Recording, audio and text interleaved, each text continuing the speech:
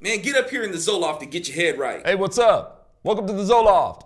Now I guess Snoop Dogg will no longer be known as Snoop Dogg. He will now be known as Snoop Lion. Wait, this just in. He is no longer known as Snoop Lion. He is back to being Snoopy Dogg again. Oh wait, this just in? Okay, Snoop Dogg will no longer be known as Snoop Dogg. He will now be known as John Wilkes Booth Dogg, carrying on the Democrat tradition of violence against Republicans. Since Snoop Dogg likes being hood so much, I guess he's really trying to tap deep into the Democrat hooded roots of the KKK. What's really hood, Snoop? Maybe if you laid off the dope, you'd be able to see past that self-imposed smoke screen. It's funny how people actually think that marijuana makes you peaceful and mellow.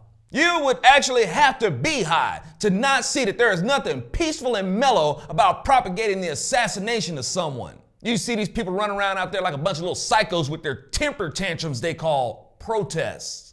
And you can bet that practically all of them smoke weed. And they expect you to pay for their higher learning. And then wonder why they get locked up for so long for weed possession.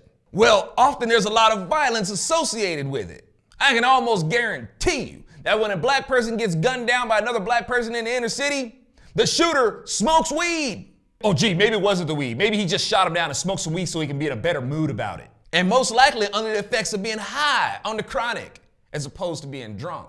So don't even start with me about how marijuana makes people mellow and peaceful. I've seen my share of how violent people get while partaking of the flower power puffery. Snoop Dogg is a coward fantasizing about killing the president and not realizing that he has a mentality that could make him the grand wizard of the KKK. He totally qualifies. First up, he votes Democrat and he hates Republicans. Since he's so gangster, well, I guess he must have murdered him some black folks. Certainly more black folks than any Republican has. I mean, since he's so gangster. He supports black women killing off their black kids, just like the Democrat Margaret Sanger wanted. Snoop's trying to be mad about Trump's border policy. Trump is mean because he doesn't want people coming into the country illegally. You still wear your rag, don't you, Snoop? That rag that says, don't even come on my street wearing the wrong color or I will shoot you. You gotta be high to not see the hypocrisy here. Or should I call it hypocrisy? Trump is mean because he says don't come in our country illegally. But it's okay for black women to kill off their black children before they cross the border into air-breathing territory.